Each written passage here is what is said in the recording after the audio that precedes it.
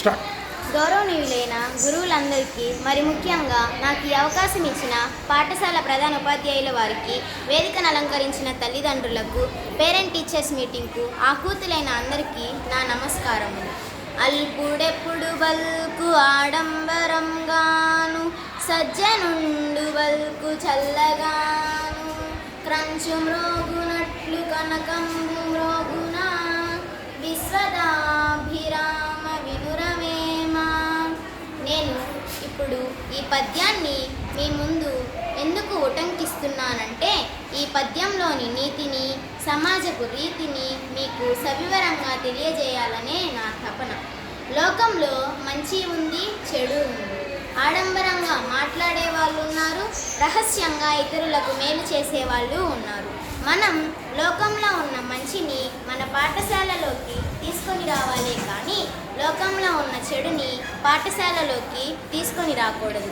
ఒకవేళ ఏదైనా చెడు పాఠశాలలోకి ప్రవేశిస్తే ఉపాధ్యాయులు ఉదాసీనంగా చూస్తూ ఉండకూడదు.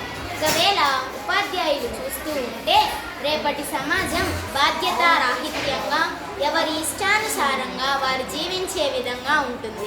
ఎప్పుడైనా సరే, ఎక్కడైనా సరే సమాజంలో మంచి కనిపించింది అంటే అది ఏదో ఒక పాఠశాల నుండి బయటకు వచ్చినదే అయి ఉండాలి.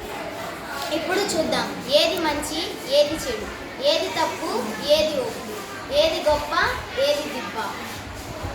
వీటికి సరైన నిర్వచనం ఎవరూ చెప్పలేరు, కానీ నేను చెప్పడానికి ప్రయత్నిస్తాను. జాలి, దయ, కరుణ, ఆదర్శం, మంచి విద్య నేర్చుకోవడం, ఇవి సద్గుణాలు. ఈర్ష, కోపం, కక్ష, అసూయ, కార్పణం, ఇవి దుర్గుణాలు. సమాజంలో మనం హంసల వలె జీవించాలి. పాఠశాలలో అనుకువగా ఉండి మంచి విద్య నేర్చుకోవాలి, మంచి విషయాలను తెలుసుకోవాలి. ఏ రీతిగా అంటే హంస వలె క్షీర, నీర, న్యాయం పాటించాలి. పాలు, నీళ్లు కలిపి ఒక పాత్రలో ఉంచితే హంస పాలను మాత్రమే స్వీకరిస్తుంది, నీళ్లను వదిలేస్తుంది. అలా మనం మంచి ఎక్కడైనా సరే, ఎప్పుడైనా సరే మంచిని మాత్రమే స్వీకరించాలి, చెడుని త్యజించాలి. ఎల్లప్పుడూ నీతి నిజాయితీలను గ్రహించి ప్రవర్తించాలి. ఏది నీతి, ఏది అవినీతి అంటే కొల్లలుగా వాదోపవాదాలు ఉన్నాయి. కానీ నేను చెబుతాను, నీ ఉద్యోగ ధర్మం నీతి, ఆ ధర్మాన్ని నిర్వర్తించడమే నీ కర్తవ్యం.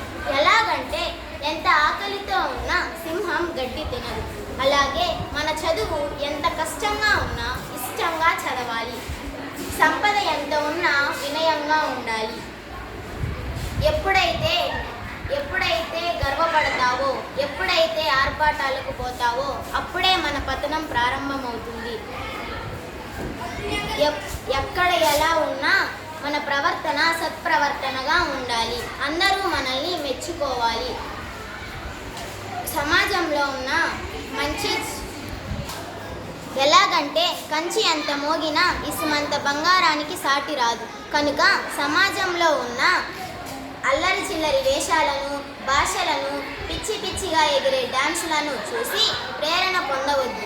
అవి బడిలోకి తీసుకొని రావద్దు. పుట్టుకతో మనమందరం మట్టి మనుషులమే, అయినప్పటికీ మట్టిలో మాణిక్యాల్లా ఉందాం.